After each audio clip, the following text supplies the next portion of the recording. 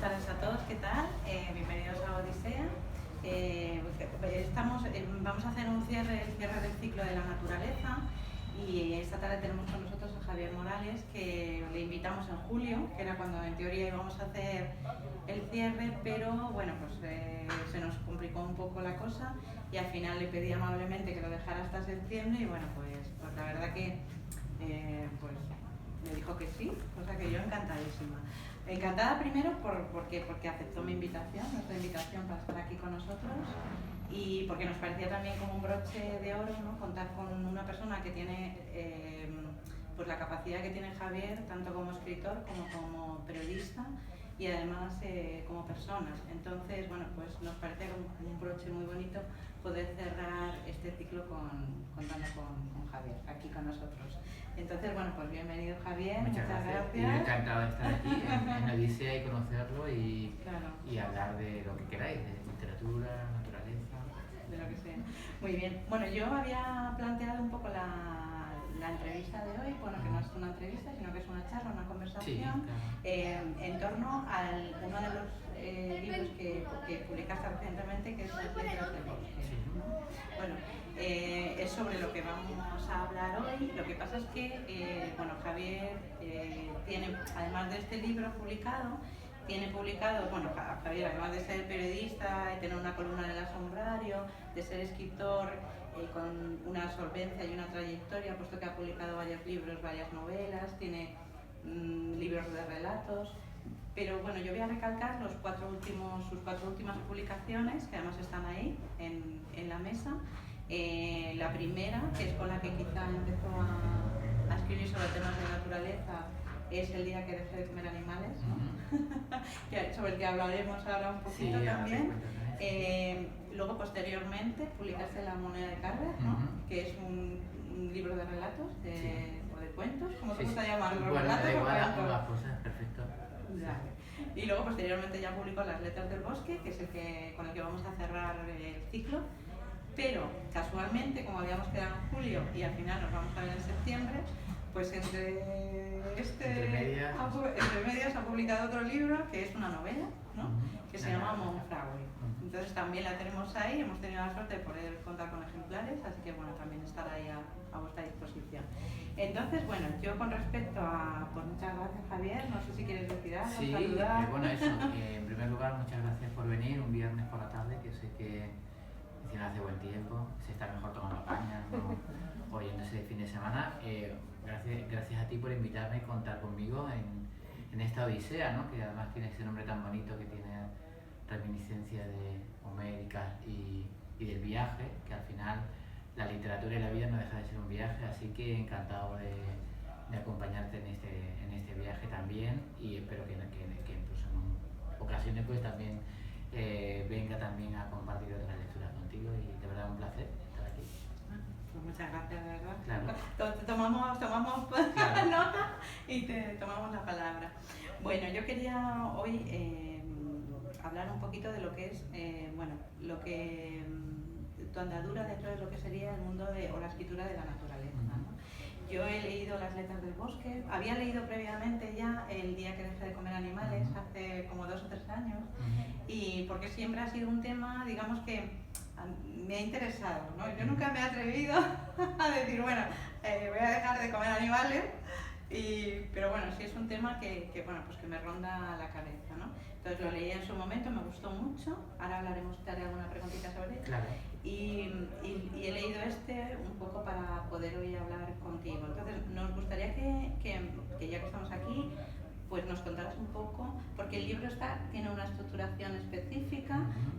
¿Cómo lo has elaborado? ¿Cómo se ha elaborado este libro? A mí me ha gustado mucho, o sea, te lo digo de verdad, porque no solo los artículos, ¿no? La forma en la que están escritos y demás, sino la forma en la que todo el libro está elaborado, o sea, cómo están hilados por decirlo de alguna manera, unos compartimentos con otros, ¿no? Claro. Unas áreas con otro, cómo lo has casado, cómo has casado los artículos, que están muy bien interrelacionados. La verdad es que, o sea, aparte de que el tema pueda interesar o no, o cada uno, el libro es que está muy bien hilvanado. O O sea, es una de las cosas que más me ha sorprendido, porque normalmente cuando uno hace un compendio de artículos entiendo que tiene que resultar complicado, ¿no? Casarlos de modo y forma que al final resulte una lectura coherente, ¿no? Y es que este libro es coherente, o sea, desde el principio hasta el final. Y es una de las cosas que a mí más me ha gustado porque he disfrutado leyéndolo. O sea, he disfrutado leyendo porque además en algunos artículos están tan bien colocados que hilan perfectamente con artículos anteriores. Entonces es una cosa como bastante sorprendente, porque no llegas a perderte nunca entre un artículo y otro, ¿no? Sino que es como casi una historia, ¿no? Un relato que a mí me ha sorprendido. Entonces me gustaría un poco que nos contaras el proceso y bueno, el nombre de cada uno de los apartados. Bueno, si queréis os lo digo, sí. Los apartados son continuidad, el primero que empieza con continuidad de los libros y de los parques, que me parece una preciosidad. Y ahora, bueno, me gustaría que contaras también cómo has empezado cada una de las apartados. El segundo se llama Elogio del Caracol, que bueno, también dice mucho ese nombre, ¿no? de lo que va el tema, ¿no? Luego, espera, que ahora no entiendo mi letra yo misma. Mensaje desde el planeta de los simios, que ese también es una preciosidad. Y luego el último que es, hay otros mundos, pero están en este. Entonces, bueno, me gustaría que nos contaras un poco. Sí, bueno, pues eso, de nuevo, gracias.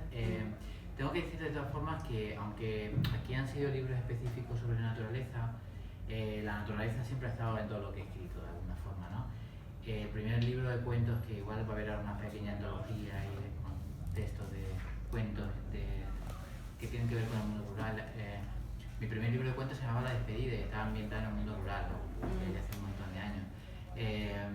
Previamente yo siempre he trabajado como periodista ambiental y cultural, o sea, desde los 20 años. Entonces quiero decir que era un tema que tampoco es que ha sido reciente en mis preocupaciones, sino que llevaba mucho tiempo trabajando en ello y tal, ¿no?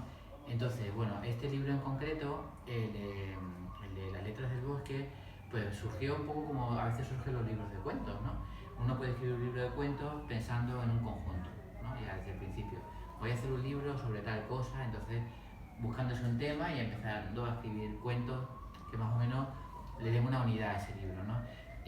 Pero otra manera de armar un libro de cuentos, de relatos, ¿no? Que lo usamos indistintamente, pues sería cuando uno escribe relatos y de pronto se ve que tiene una conexión, ¿no?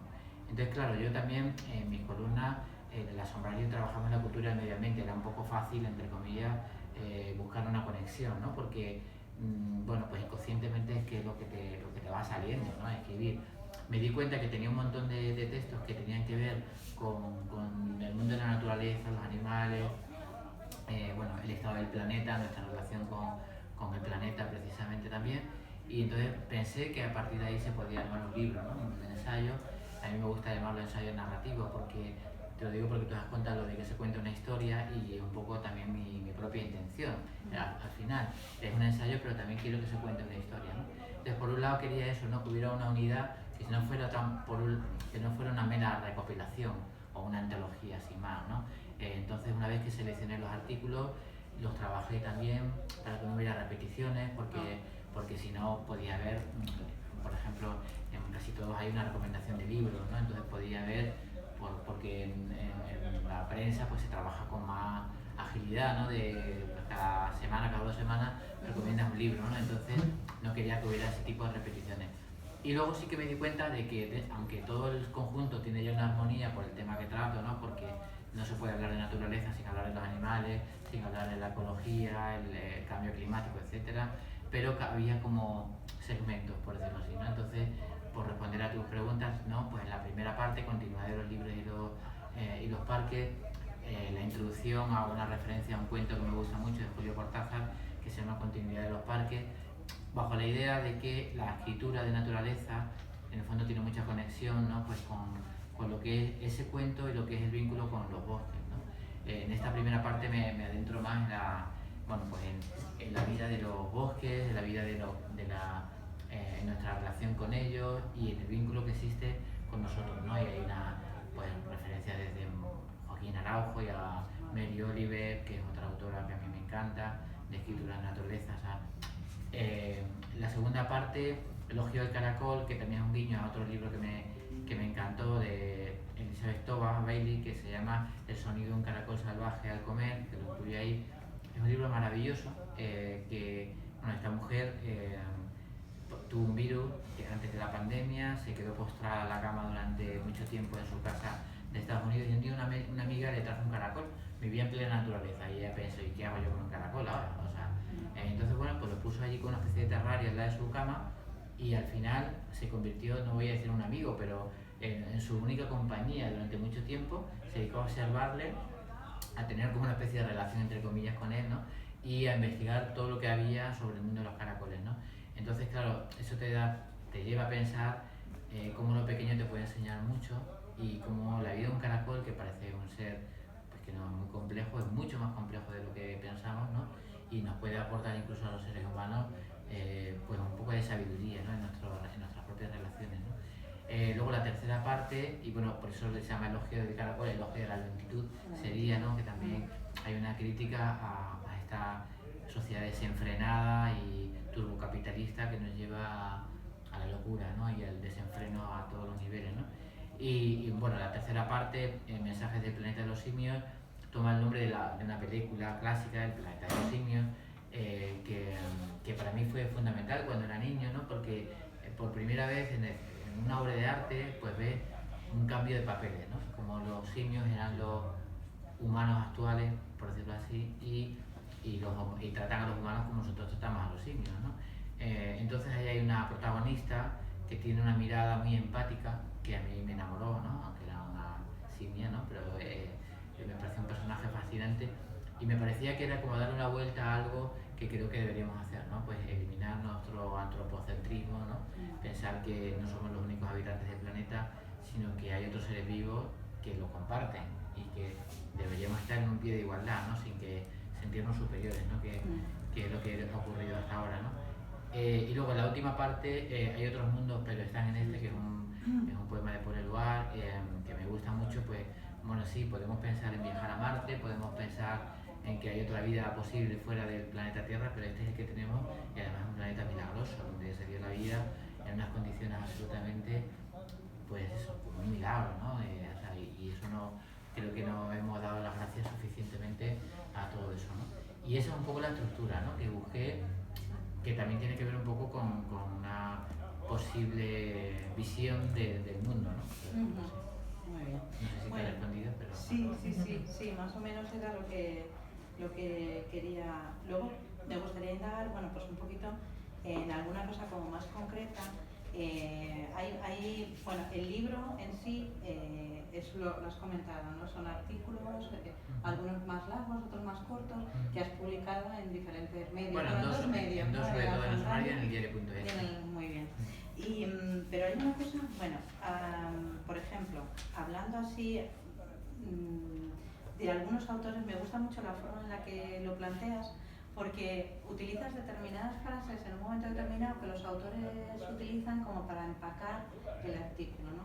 Y entonces bueno, por ejemplo, cuando hablas de Mary Oliver, que es una autora que como la descubres, ¿no? Sí. Cuentas también en el artículo cómo descubre a Mary Oliver y demás. Es una poeta que a mí particularmente también me gusta mucho. Utilizas algunas frases, ¿no? Y esta frase, por ejemplo, me parece muy buena. Bueno, Mary Oliver, a mí es que me parece que cualquier cosa que dice o hace es una maravilla, ¿no? Y por eso me ha costado, te lo he comentado un poco, me ha costado un poco a la hora de leer el libro enfocar esta charla, porque me gusta todo el libro. Entonces es un problema, porque claro, cuando tú haces una presentación de una novela, pues tú llegas, cuentas, empiezas y empiezas a, ¿no? Pero es que yo hablaría de todos y cada uno de los artículos porque de verdad que no tienen desperdicio. Entonces, es una maravilla, ¿no? Aparte, por ejemplo, la primera parte, ¿no? Que hablas de la relación quizá de la literatura, ¿no? Con toda la naturaleza, ¿no? Y aquí enfocas un poco lo que es la escritura de la naturaleza, ¿no? El nature writing, ¿no? Sí.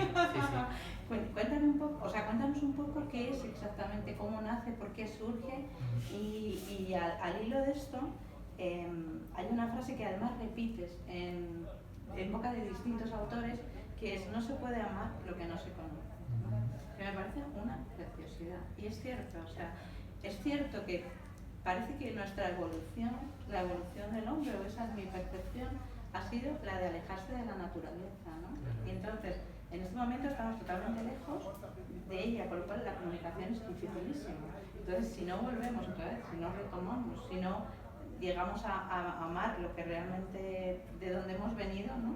¿Cómo vamos a poder defenderlo? Claro, es imposible. totalmente, sí, sí. Entonces, bueno, cuéntame un poco al hilo de esta frase, bueno, pues eso, ¿qué es la escritura de la naturaleza y qué tiene de especial con respecto a otro tipo de escritura? Bueno, sería la escritura de la naturaleza como tal, podríamos verlo como un género en cierta forma, pero va más allá de los géneros, ¿no? Que nace en el mundo anglosajón, en el siglo XIX especialmente, como Thoreau, bueno, y otros, y otros autores, Susan Moore Cooper, que era la hija del famoso novelista, que también tiene un libro muy chulo, que aunque no ha sido no ha tenido tanta importancia, quizá por otros motivos, ¿no? Un diario rural se llama, era una gran observadora de la naturaleza y también en el siglo, la primera mitad del siglo XIX, perdón. Entonces nace sobre todo en el mundo anglosajón, ¿no? Previamente también había habido algunos científicos, pues Humboldt o el propio Darwin, o previamente o al mismo tiempo, que habían hecho en cierta forma escritura de la naturaleza. Por ejemplo, el viaje del Beagle de Darwin es escritura de la naturaleza, porque la parte del apunte científico es un gran observador y tiene un gran talento literario también, ¿no? Entonces sería como una especie de género, por llamarlo así, en el que se funde, por un lado, lo que sería el ensayo y la narración en torno a la naturaleza y su relación con los humanos, ¿no? Nace en Estados Unidos pues porque, en parte, bueno, pues Thoreau, que ya sabéis que su figura quizás es cada día más grande, ¿no? En cierta forma, aunque siempre ha sido muy importante, pero si cabe todavía tiene mayor actualidad, ¿no? Ahora mismo, por toda la crisis ecológica global, pues es uno de los autores que se da cuenta y que cuestiona también el romanticismo, ¿no? O sea, coincide más o menos en la misma época. En Europa era el romanticismo, Wordsworth y otros poetas que, claro, que se dan cuenta de la importancia de la naturaleza en los humanos, que somos naturaleza, ojo, que es que también cuando hablamos de naturaleza pensamos que es algo ajeno a nosotros, pero nosotros somos parte de lo mismo, o sea, no estamos hechos de otra cosa, por lo menos de momento, ¿no? Entonces, la diferencia quizá de Thoreau es que quizá fue más radical en sus postulados y él se da cuenta de que la revolución industrial pues tiene unos costes que son, empiezan a ser inasumibles, ¿no? En el paisaje donde él estaba. También la forma de vida, que entonces ya le decía, es cuando aparece el tren. Es muy curioso, ¿no? Porque en su época, en algunas cosas es muy similar a la de ahora, ¿no? La del principio del siglo XXI, ¿no? Aparece el tren, el telégrafo, es como una sociedad que se había movido a caballo, con carruajes a mano, caballos, animales y tal. De pronto empieza a tener la velocidad del tren y a comunicarse por telégrafo, ¿no? Como aquí internet y moverse en avión, por decirlo así, ¿no? O sea, buscando un poco similitudes. Entonces, bueno, es uno de los primeros en cuestionar la forma de vida ya que tenían sus conciudadanos, que empleaban mucho tiempo, según él, los granjeros en la huerta y cuando podían tener más tiempo libre, o sea, cosas que son absolutamente actuales, ¿no? Se puede vivir con menos, no es necesario quizá acumular tantas cosas porque al final uno se muere y lo único que ha hecho ha sido consumir su vida, ¿no? Entonces él es un pensador radical, ¿no? Ahí un poco es donde nace luego hay otros muchos, John Weir, más recientemente, pues también en Estados Unidos, Rachel Carson, por ejemplo, fue la primera científica, además también con mucho talento literario para advertir de la amenaza química en los seres humanos, ¿no? Entonces escribe Primavera Silenciosa en los años 60, que también es cuando nacen los movimientos ecologistas y todo eso, ¿no? Y hay muchísimos más, ¿no? Sería una lista bastante interminable, ¿no? Hay un autor que a mí me gusta mucho también, que se llama Gary Snyder, que es un poeta norteamericano. Hablas mucho de la poesía, sí. A mí me ha sorprendido. Claro, porque también hay muchísimos poetas, ¿no? Y además bueno, Walt Whitman era también, claro, se podía ver como poeta de la naturaleza, además fue contemporáneo de Thoreau, ¿no? Fue Gary Snyder también, que fue de la generación Beat, y él además fue también de los autores, junto a, siguiendo un poco la tradición que ya había establecido Thoreau, ¿no? Que ya vio la importancia de cómo se relacionaban las culturas nativas norteamericanas. Él le tenía mucho respeto con el entorno, ¿no? Y él tenía más proximidad a otras corrientes, por ejemplo, budistas o espirituales de Oriente, que la leyó a partir de traducciones, ¿no? Taoísmo, etcétera, etcétera, y de la relación de sus consideraron en cierta forma porque eran los nativos norteamericanos, ¿no? Que se relacionaban con la naturaleza de otra manera que a él le parecía mucho más, entonces no existía la palabra sostenible, pero más equilibrada, ¿no? También hay que decir que en España ha habido también autores que no tanto, ¿no? Pero por ejemplo, aquí hemos tenido la tradición, o sea, la Institución Libre de Enseñanza, que a principios del siglo XX su manera de enseñar era llevarse a los alumnos a la Sierra de Guadarrama, aquí en Madrid. Ojalá se hiciera así, ¿no? Claro, ¿no? Y concedían esa importancia a la naturaleza porque pensaban que nosotros formamos parte de eso y a una visión y una enseñanza, pues digamos, como muy global, ¿no? Y muy transversal de todo eso, ¿no?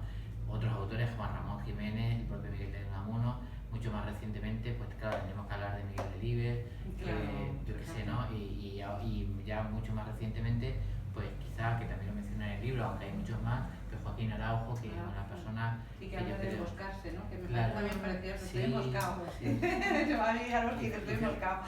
Fíjate que justo la semana pasada estuve en Berines, en Asturias, porque nos invitaron a través del Ministerio de Cultura y la Universidad de Salamanca a un encuentro de escritura y naturaleza.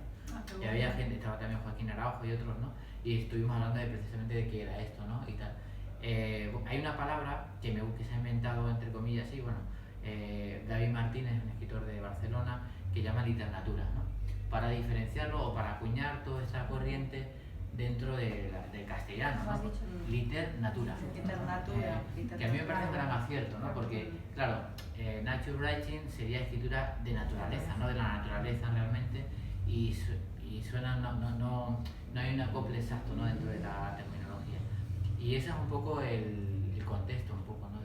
Lo que pasa es que, bueno, sí que más o menos yo entreveo, no sé, por lo que comentas, que quizá la literatura de la naturaleza tiene una cierta implicación. O sea, no es solo el hablar de la belleza de los árboles, sino también existe una cierta idea de conservación, ¿no? Es una suerte como de activismo literario, ¿no? O algo similar, sí, pero sí, sin necesidad de salir a la calle con pancartas, ¿no? Sino simplemente pues a través de la palabra, ¿no? Claro, es que has dado en la clave, una de las claves, pienso yo, porque ahí depende del autor. Claro, hay autores que son, digamos, como más contemplativos, ¿no?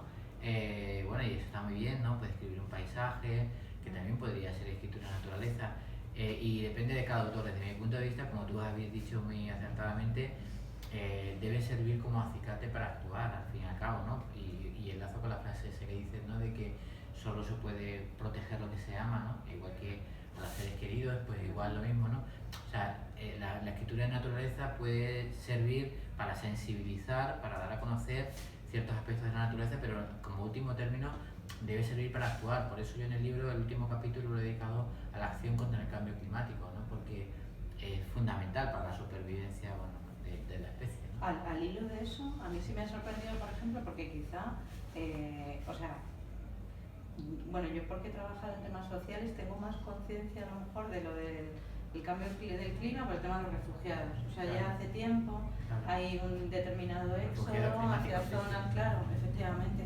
Pero quiero decir que quitando ese foco, que porque yo lo conocía, porque trabajaba, en realidad a mí me parece que el cambio climático es una cosa relativamente reciente, o es lo que parece así a priori. Y sin embargo, o sea, leyendo todo lo que has escrito y tal, que va, o sea, me da una sensación, y entonces quizá entiendo mucho mejor de lo que por qué Greta gritaba de esa manera. O sea, quiero decir, o sea, es verdad que, claro, porque en un momento determinado, incluso cuando ella vino aquí, que empezaba, bueno, y luego fue a la cumbre y tal, que empezaba, gritaba y decía, es que no sabéis, dejado esto hecho una pena, ¿no? Y claro, la gente se reía, hacía comentarios de ella y tal, cosa que un poco fue así, pues en fin, como somos en general, ¿no? Tampoco, y que si tenía una enfermedad, y que si era autista, y que si la pusieron a escurrir en un momento determinado, cuando ella realmente lo único que estaba diciendo era una verdad como campana. O sea, vamos a ver, vosotros que teníais una obligación que era bien sencilla, o sea, tampoco era, os estáis cargando, y el problema es que nosotros somos los que lo vamos a sufrir, pero además los que vamos a tener que hacer algo, porque va a ser nuestra responsabilidad. Y es que eso es una barbaridad, o sea, quiero decir, demasiado templada estaba, o sea... Claro, esa es la clave, o sea, lo que creo que es muy interesante lo que dices, porque en realidad incluso ahora muchos articulistas de medios y tal, parece que el cambio climático es algo que viene ahora, pero el cambio climático ya se sabía hace 40 años.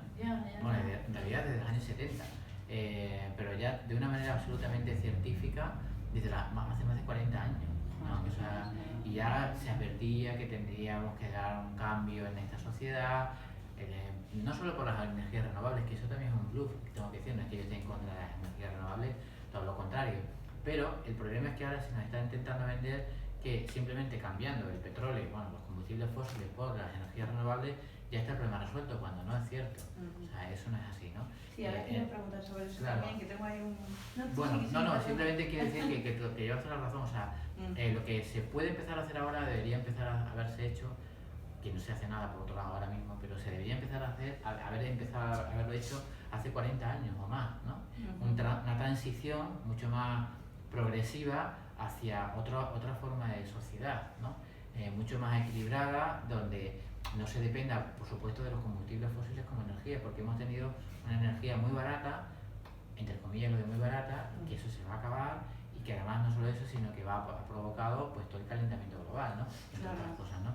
Entonces, claro, no es algo reciente, y como tú has dicho, claro, Greta Thunberg y como tantas personas, es para estar muy indignadas, porque es nuestra responsabilidad como generaciones, le hemos destrozado el planeta, ¿no? Y el mundo conocido, ya no hay vuelta atrás. O sea, ahora mismo estamos en una situación en la que el daño ya está hecho, y lo que tenemos que intentar es mitigar el daño posible. O sea, pero el daño ya está aquí. Es que incluso aunque ahora se paralizara el mundo, el CO2 y el metano están en la atmósfera durante decenas de años. O sea, eso ya va a estar ahí. Eso si paráramos el planeta, digámoslo así, ¿no? Pero por desgracia no van por ahí los tiros. O sea, que estamos hablando de una situación claramente alarmante. Yo entiendo que las personas más jóvenes, vamos, yo creo que si tuviera su edad, pues sí, muy enfadado. Bueno, estoy enfadado ahora con mi edad, o sea, con su edad estaría así. Sí, pero al fin y al cabo, claro, te pones a pensar y dices, bueno, nosotros, mal que bien, hemos vivido una época, porque a lo mejor hemos disfrutado de algo que ellos no van a hacer. Claro, o sea, hemos ido al campo, hemos ido a no sé qué, a lo mejor es que ellos no tienen ni siquiera esa posibilidad. Es muy probable que no. Como tal y como lo hemos conocido, ¿no? Y al ritmo que van las cosas, pues es muy probable que todo se acelere, claro. Ahora que resulta, y además es que tal como lo planteas, hay una cosa que también me ha gustado mucho. Bueno, te iba a hablar de dos cocinas que he visto también en el libro. Ahí te has vuelto extremeña. Lo de cocinas que te has vuelto extremeña. Sí, bueno, ya, o gallega, que me dice yo gallega. Bueno, es que eso me van surgiendo cosillas y tal. O sea, por ejemplo, hay una parte que todavía en la primera parte que hablabas también del tema del caminar por el bosque, de retomar un poco ese tipo de cosas en relación también con uno de los libros que aparecen en de caminar, por ejemplo. De caminar, ¿no? Y cuando yo estaba leyendo caminar solo, caminar acompañado, y cuando yo estaba leyendo esto, yo recuerdo que yo viví en una zona, San Lorenzo de los Coreanos, que al lado de mi casa había un bosquecillo, y me iba por la mañana con las perras y me iba por allá a caminar, ¿no? Y es curioso porque era un momento o sea, que para mí era como una especie de relajación, ¿no? Entonces es curioso la necesidad, lo que hablábamos de volver a la naturaleza, ¿no? Que por más que vivimos aquí, en el fondo, o sea, estamos metidos en una especie de estructura que no nos gusta nada, queremos todos salir, y además que cuando queremos salir, o sea, cuando decimos vamos a descansar, no vamos al campo, no vamos a tal, nadie quiere quedarse aquí, o sea, hemos creado un horror que no nos gusta ni a nosotros mismos, pero es que es súper complicado, ¿no? Parar esto. Pero yo sí que pensaba, curiosamente, porque viene un poco al hilo del tema del especismo y demás, yo pensaba, cuando estaba yo ahí sola en el bosque, yo pensaba, fíjate, si yo me quedara aquí sola, moriría seguramente a los 3 días. O sea, a mí el bosque me producía tranquilidad, pero me producía miedo. O sea, quedarme sola, por ejemplo, de noche en el bosque, para mí era algo impensable, ¿no? Y claro, al hilo de esto, cuando hablabas del tema del caracol y del especismo, de los tal, yo me analizaba como ser humano y yo decía, ¿realmente somos tan inteligentes? Porque yo no duraría aquí ni 3 días, yo estoy segura. O sea, cualquier insecto me pica, no sé qué, y a los 3 días estoy hospitalizada, ¿no? Y sin embargo, lo que comentas o dejas caer en algún punto, que cuando estemos nosotros o no, la vegetación va a continuar, ¿no? Como en Chernobyl o como tal, ¿no? Nosotros a lo mejor nos vamos, Claro. quizá no somos tan inteligentes, ¿no? Como pensamos, ¿no? Entonces, y luego, o sea, un animal, por ejemplo, un perro es capaz de adaptarse a mi casa, a una vida doméstica con los humanos, pero si tú dejas a un perro abandonado también es capaz de adaptarse, ¿no? Sin embargo, yo no sería capaz, ¿no? Entonces, o sea, a mí lo que sí que me sorprende es que todavía no seamos capaces, ¿no? de darnos cuenta de nuestras propias limitaciones. Sigamos pensando que estamos por encima de qué. O sea, por encima de un mundo que hemos creado. Es que es algo que a mí me llama poderosamente la atención, ¿no? Entonces, ¿haces alguna alusión ahí a ese tema de especismo, a tal, no sé qué? Cuéntame un poco... Bueno, has varias cosas ahí, ¿no? Claro, son varias cosillas. Una, por ejemplo, es lo de, claro, cuando se habla de cambio climático, no se va a acabar el planeta, el planeta va a seguir vivo. O sea, lo que se va a acabar es el mundo que nosotros conocemos y posiblemente la especie humana, a lo mejor no, pero hay algunos, ya hay sabios ricos que están preparándose un búnker para poder sobrevivir, ¿no? Entonces, no se trata de que el mundo va a seguir. Tú has mencionado Chernobyl, que hombre, por desgracia esperemos que no ocurra nada de eso, ¿no? Pero lo que nos ha enseñado Chernobyl, que además hay una corriente ahora que en inglés se llama rewilding, ¿no? Que es como renaturalización, en Chernobyl, como no hay humanos, ha vuelto a la vida salvaje. Quiero decir, si hubiera una catástrofe ambiental de dimensiones que todavía casi, bueno, que están bastante estudiadas por otro lado, bueno, se llevaría por delante muchísimos millones de especies, pero es posible que otras pudieran adaptarse, las que sean, no lo sé, y que surgieran otras, ¿no? Vegetales y animales. Claro, en otro mundo que ya no sería igual, porque simplemente, pues imaginaos, ¿no? La subida del nivel del mar, el cambio del clima, España va a ser como África, donde sea, en fin, o sea, sería un mundo inhabitable para los humanos. Sería habitable tal vez para algunas especies, pero de árboles, de animales, pero posiblemente no para los humanos, ¿no? O sea que en el fondo estamos cavando nuestra propia tumba, porque no estamos defendiendo el planeta, nos defendemos a nosotros, ¿no? Y luego por el tema de nuestra inteligencia, yo no creo que seamos inteligentes. Tenemos un cerebro más desarrollado que otros, pero y además vemos a los otros animales y al mundo vivo en general, ¿no? Que sería interesante hablar de la biosfera, que es donde estamos dentro, que es lo que nos vamos a cargar realmente, la biosfera, lo que ha sido este milagro de la vida, ¿no? De crear en un planeta, ¿no? Por una serie de circunstancias, la vida tal y como la conocemos, ¿no? Hay un libro que yo mencioné ahí que a mí me gustó muchísimo, de Frans de Waal, que es un etólogo holandés. Los etólogos están, científicos, vamos, están, digamos, en esta primera década del siglo XX y finales del siglo XXI y finales del siglo XX, están enmendando la plana a casi toda la ciencia del siglo XX, que en el fondo lo que hizo fue enmendar la plana a los biólogos del siglo XIX, ¿no? O sea, por ejemplo, Darwin en ningún momento hablaba de que nosotros fuéramos superiores a los simios, ¿no? Hablábamos que procedíamos del mismo árbol genético y que éramos primos hermanos, en cierta forma, ¿no?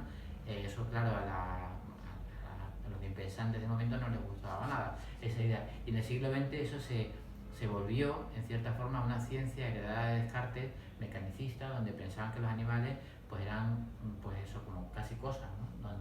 Y solamente los humanos tenemos un alma, etcétera, etcétera, ¿no? A esa disociación entre cuerpo y alma.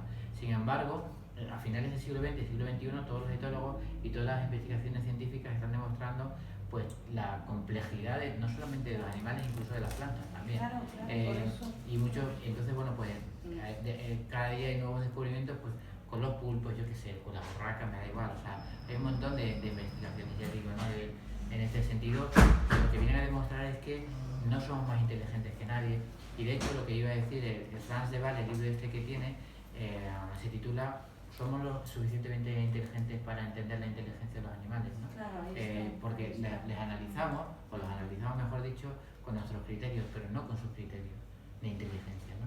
Claro. Entonces, pues de ahí de nuevo, pues otro error, absolutamente, ¿no? Nos hemos creído dioses y hemos actuado como dioses, pero no lo éramos. Claro. Y bueno, pues quizá el problema de todo esto es que nuestra arrogancia va a conllevar la muerte no solo de nuestra propia especie o una gran parte de la población, porque por desgracia quienes han ocasionado problemas ya se están preparando para sobrevivir en un mundo inevitable, pero la gran mayoría de la población no va a poder sobrevivir, ¿no? Claro.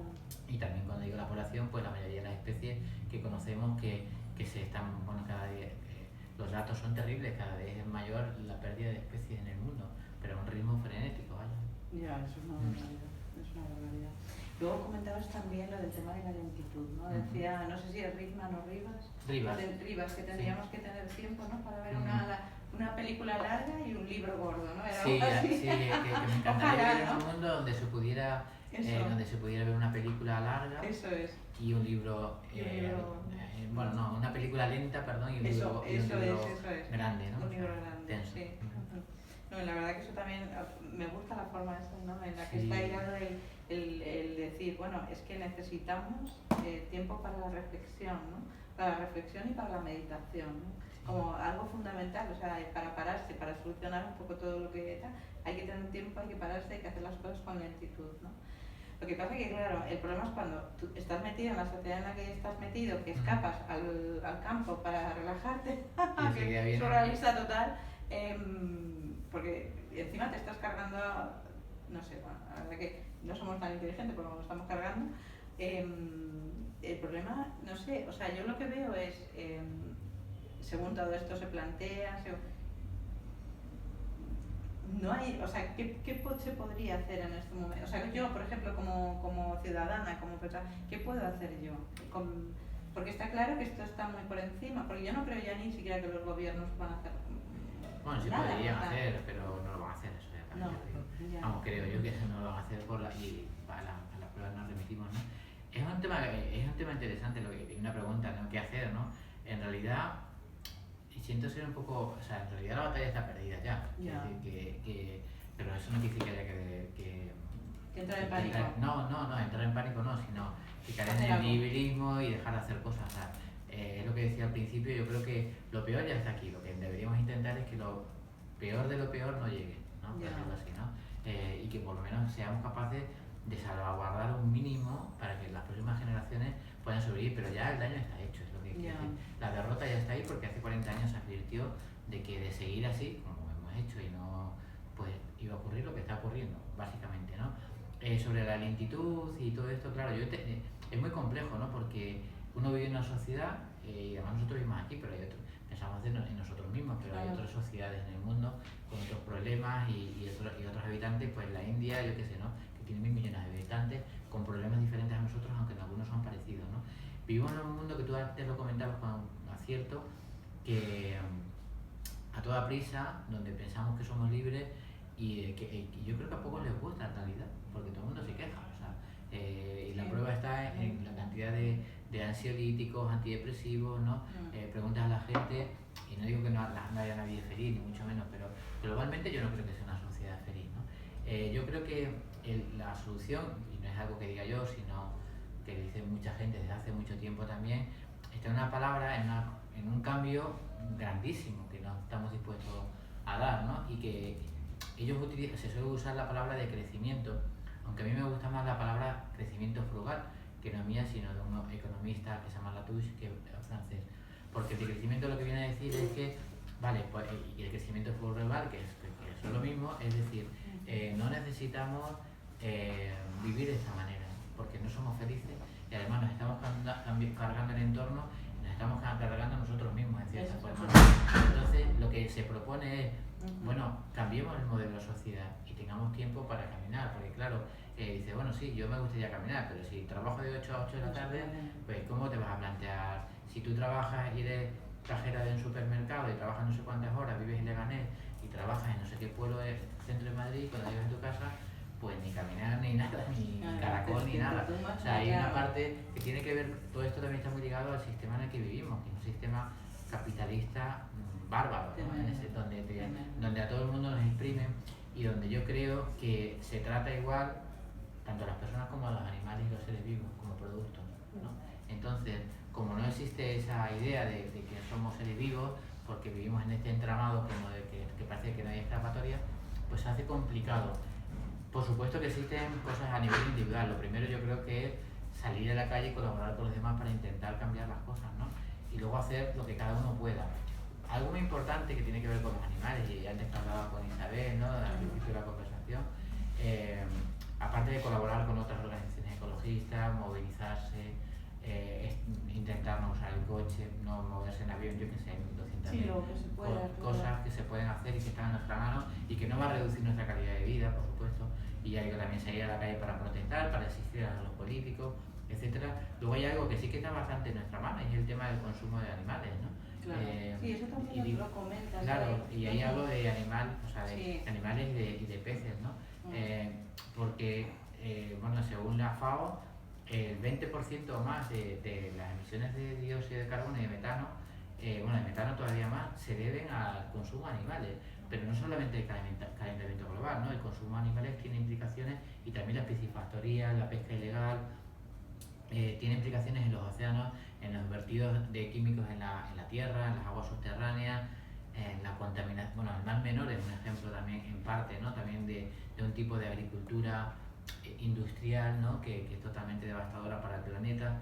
Quiere decir que hay cosas que sí que pueden estar un poco en nuestra mano, ¿no? Sí.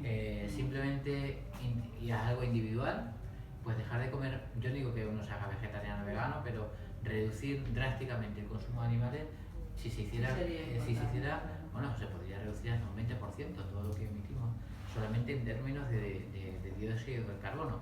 Ya digo, sin contar la cantidad de agua que se necesita para alimentar una vaca, por ejemplo. Y eso sin tener en cuenta la empatía hacia las vacas, que sería otro factor. Pero ya, y digo, en plan absolutamente egoísta, ¿no? De decir, bueno, ¿qué puedo hacer para combatir el cambio climático, por ejemplo? Pues eso es una herramienta que está al alcance de cualquiera en el mundo porque no le puedes pedir eso a alguien que pasa hambre, obviamente, ni que no come carne nunca y que para ellos la carne es un lujo, es como un manjar. Claro, o sea, estamos hablando del mundo, de la sociedad en la que hay una idea dentro de la ecología política que a mí me gusta mucho que se llama contracción y convergencia. Y lo que viene a decir es esto, ¿no? Yo creo que las sociedades opulentas y los ricos dentro de las sociedades opulentas, porque no todo el mundo tiene las mismas posibilidades, deben contraerse hasta donde puedan para que otros puedan expandirse. Eso se llama el equilibrio y la redistribución, ¿no? Eso es tan complicado. Pero esa es una idea muy sencilla que yo creo que cualquier niño la compartiría. No sé. Sí, lo que pasa es que luego hay tantos intereses, ¿no? En torno a todo este tipo de cosas. Hay un artículo también que me gusta mucho con respecto a lo del tema de... el tema, por favor, del tema de los animales, pero los mataderos de cristal, ¿no? Que también es muy interesante, ¿no? Si fueran de cristal, quizá habría más gente que tomaría conciencia de lo que realmente estamos comiendo. Si lo viera, claro, porque hay una disociación cognitiva, ¿no? Bueno, que eso no ocurre solamente con los animales, ocurre con todos. Los nazis, ¿no? Por ejemplo, los alemanes cuando veían que llevaban como ciudadanos suyos judíos a campos de concentración, preferían no mirar, ¿no? Pasa con todos, ¿no? Eso está estudiado en psicología y es algo muy humano, porque intentamos sobrevivir moralmente, y para sobrevivir moralmente necesitamos mirar hacia otro lado, todos lo hacemos. O sea, vas en el metro y hay 200.000 mendigos, vas a no sé qué, bueno, yo qué puedo hacer intentamos siempre desviar la mirada, ¿no? Y eso está súper estudiado, ¿no? Y lo de los mataderos de cristal, que es una frase que puso famosa por McCartney, que en realidad es de Marguerite Yourcenar, una escritora francesa, pues claro, viene a contar eso que estamos hablando, ¿no? Si la gente viera exactamente no una bandeja de polifán con cosas rojas ahí que no sabe que vino de una vaca, pues quizá no comería tanta vaca. Claro, efectivamente. Por ejemplo, ¿no? O tal vez sí, pero por lo menos seríamos menos cínicos, ¿no? O sea... Lo que pasa es que yo lo veo tan complicado, o sea, quiero decir, porque no sé. Y luego hay otra cosa que sale también en varios artículos, ¿no? Y hablas un poco de que nos comportamos como adolescentes, ¿no? O sea, de cierta manera, ¿no? Y es verdad, o sea, es como que somos como niños que no queremos, o sea, no queremos que nos cuenten historias, no queremos que nadie queremos seguir felices pensando que bueno, una noche vamos a irnos a dormir, los duendes van a venir y van a arreglar todo. O la ciencia, porque tenemos una de la ciencia tremenda, ¿no? Sí, es verdad. Bueno, durante un tiempo fue otro planeta, y ahora ya parece que no es tan fácil, ¿no? Claro, lo de la adolescencia es verdad, o sea, yo creo que como especie, quiero decir, ¿no? Sí, o sea, los adolescentes, su etapa de desarrollo, todos hemos sido adolescentes, obviamente, es como que tú no tienes límites, nunca te vas a morir, todo es, para mí, tienes un cierto egoísmo, es propio de la edad, ¿no? Ser adulto supone, en teoría, reconocer los límites, ¿no? Tus propios límites y del lugar en el que vives. Y como sociedad eso nunca lo hemos entendido, ¿no? Pensamos que todo está a nuestra disposición.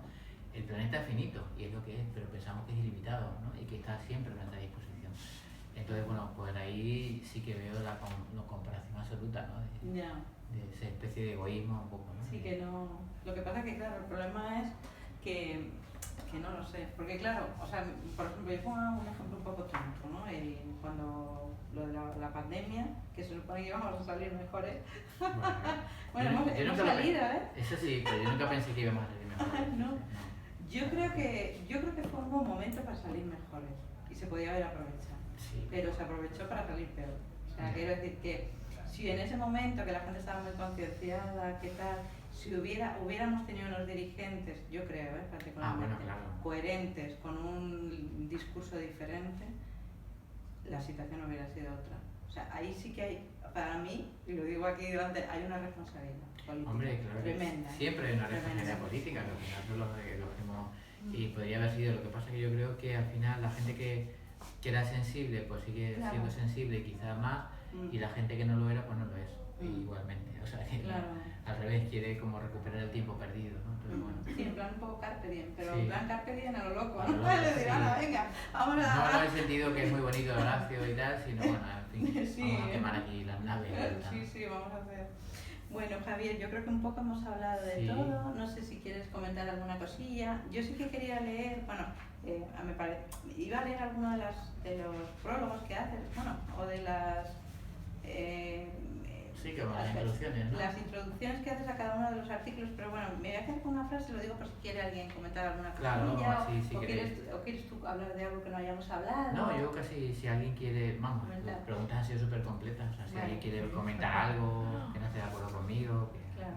Pues hay dos frases de dos autoras que me han gustado mucho. Bueno, hay una escritora, una poeta que nombras, que creo que es nicaragüense, que me ha hecho mucha gracia cuando yo la he visto aquí, porque tiene un poquito de relación con el poemario que luego te lo enseño. Vale. Sí. Qué bien. Es que me ha sorprendido, se llama Poemas Sordos y ella habla de la sordera, de la humanidad, para escuchar el silencio y tal. Claro, es curioso. Es que, bueno, luego te lo enseño y lo ves. Pero hay dos frases que me encantaría. Bueno, una es de Mary Oliver, que habla de que tuvo que reinventarse, ¿no? Porque, bueno, tú lo coges en concreto, o sea, tuve una infancia cruel y luego, y como consecuencia de ello tuve que reinventarme el mundo, ¿no? Entonces, bueno, Mary Oliver tiene una vida muy atormentada durante su infancia, pero es curioso porque siempre se dice, o sea, bueno, nosotros que trabajamos en lo social parece que tienes una vida atormentada y es como una herencia, ¿no?, que llevas. Y sin embargo Mary Oliver tiene una vida atormentada y de esa vida atormentada crea belleza, ¿no? Entonces la verdad es que me parece una persona digna de admiración en todos los sentidos. Yo también, para mí fue un descubrimiento, bueno, ya había oído hablar de ella, pero cuando leí su primer libro, bueno, no su primer libro, aquí traducido, ¿no? La escritura indómita, fue una revelación, sí. Es que ella se refugiaba, es una pasada, sí. Es una pasada. Es igual que Ana Frank se refugiaba en escribir diarios y tal, ella se refugiaba en la naturaleza, cuando sufría. Y en la poesía, sí. Efectivamente, y se refugiaba en la naturaleza. Y ahí generó ella pues esa capacidad, ¿no? Y la verdad que es una preciosidad. A mí me gusta mucho. Y bueno, quiero terminar con esta frase que además tú utilizas, aquí en el lema, ¿no? Al principio del libro hay 3 lemas, uno de Mary Oliver, otro de Basilio Sánchez y otro de Grace Paley, que la voy a leer. La idea de que me iré de un mundo, esto me parece súper bonita, la voy a leer. Sí, Grace Paley es otra autora maravillosa, sí. La idea de que me iré de un mundo que está cada vez peor no me gusta, porque siempre pensé que era mi deber dejar al mundo mejor de como lo había encontrado. Pero si se tiene el hábito de ver cada día como una jornada completa, envejecer es interesante. Todos los días se conoce una persona nueva, una puesta de sol nueva. Todos los días pasan cosas hermosas. Es una maravilla, sí. Sí, bueno, es un poco un aliento contra el derrotismo, ¿no? O sea, antes hablamos de que todo está muy mal y es verdad, pero creo que a pesar de todo hay que vivir, ¿no? Y vivir y combatir, por supuesto. Claro, por supuesto. Y también ser agradecido por lo que tenemos y hemos podido ver. Claro, efectivamente.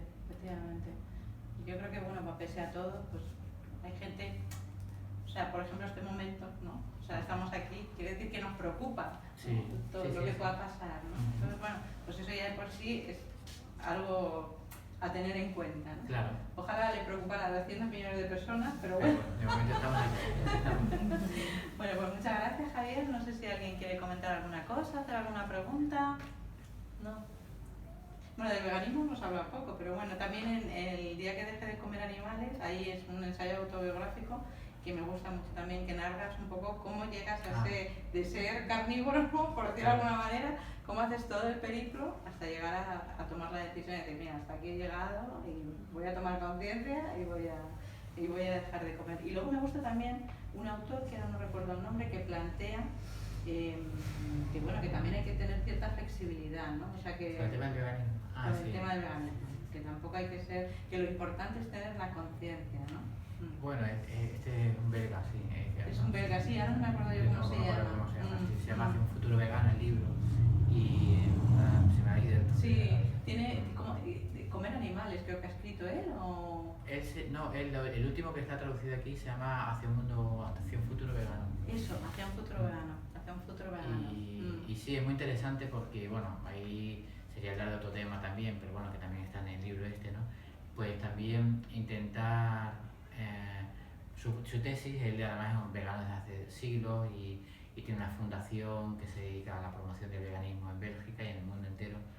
Y tal, lo que pasa es que lo que cuenta en ese libro, precisamente también el veganismo como ideología y como una manera de solventar la crisis climática, aparte de nuestra relación con los animales, pues bueno, también hace un análisis del veganismo, del movimiento y tal, y que hay algunas posturas quizás más intransigentes en cuanto a que, o más inflexibles en cuanto a los hábitos, ¿no? No sé si todo el mundo tiene claro que ser vegano respecto a otras posturas éticas y tal, respecto a los animales, pero él dice, bueno, si uno es vegano y resulta que un día se come un huevo, pues tampoco pasa nada.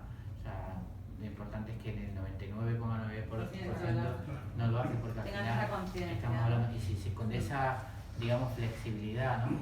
Pues uno consigue que cada vez haya más gente.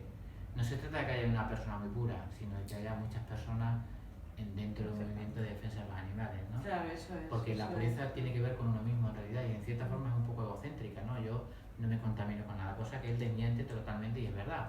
Uno puede ser muy puro con la alimentación, no usar piel de la ropa, los productos cosméticos, etcétera, pero tal vez consume, por ejemplo, aguacates que vienen de Chile, y eso supone que está contribuyendo al cambio climático y están muriendo otros animales indirectamente, ¿no?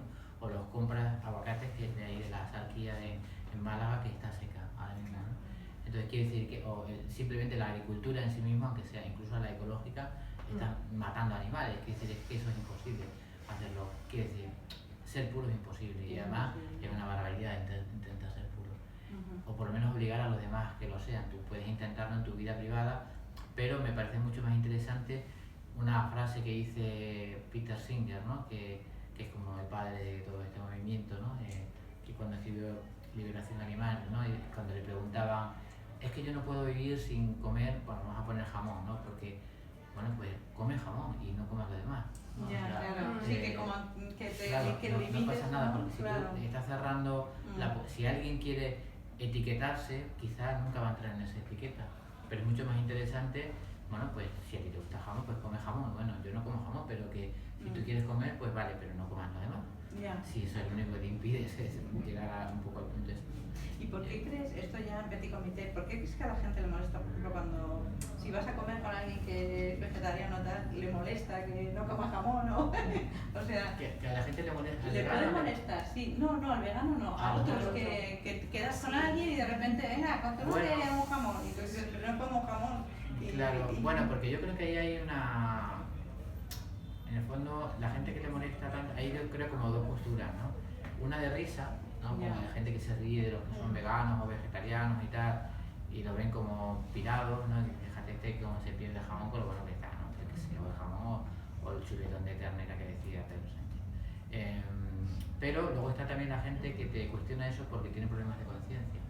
Y en el fondo, o sea, hay como las dos posturas, ¿no? Es como que el hecho de que tú no lo hagas, esa persona sabe que en el fondo no debería hacerlo también, y están buscando como un argumento para que ella misma, esa misma persona, se justifique a sí misma, ¿no? Y de hecho normalmente las conversaciones, por lo menos en mi caso, yo creo que por la gente que yo conozco también, las conversaciones en torno a la alimentación proviene más de la gente que de uno mismo. Yo nunca le digo a nadie nada. Yo me siento en una mesa, me siento ahí a comer y solamente... te pegan ahí un abrazo, y dice, ya, es que no comes tal, digo, ¿no? Pero yo no le digo a nadie que no coma ni carne ni que deje de comer, cada uno hará lo que quiera, ¿no?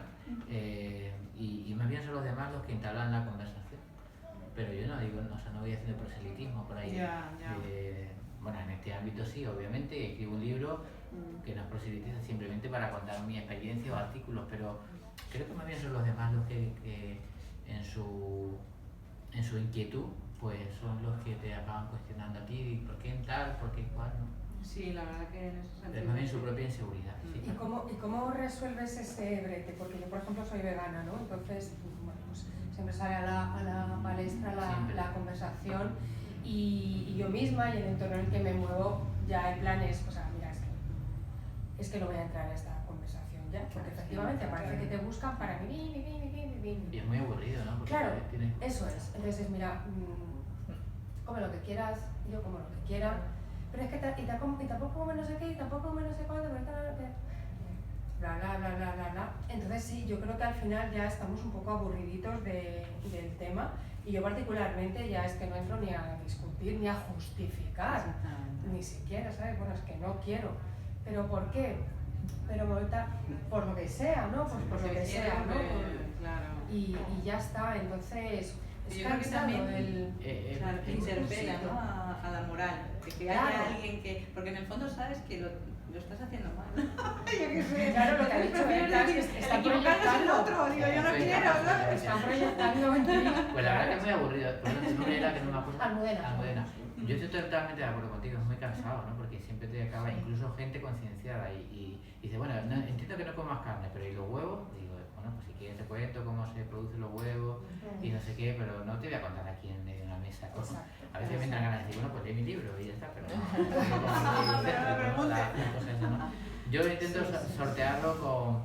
O sea, intento también ganarme a la gente, aunque digo que no hago proselitismo y, bueno, pues intentar... Porque la gente que pregunta eso, porque luego están los que se ríen, como te digo. Eso sí que me toca más las narices, ¿no? Los que hacen bromas y ahí sí que me parece una falta de respeto absoluto, ¿no? Porque yo no me reiría de otra persona, es como si me río de un católico porque hace pues sus creencias, ¿no? Sí, claro. Y yo tengo que respetar las creencias de todo el mundo, ¿no? Eso me toca más las narices, tengo que decirte. El otro es más bien cansado, ¿no? Sí, y más bien lo que estamos diciendo de personas, y yo creo que en su cabeza le están dando vueltas, pero no se atreven a dar el paso y entonces te cuestionan a ti porque en el fondo se están cuestionando a sí mismos.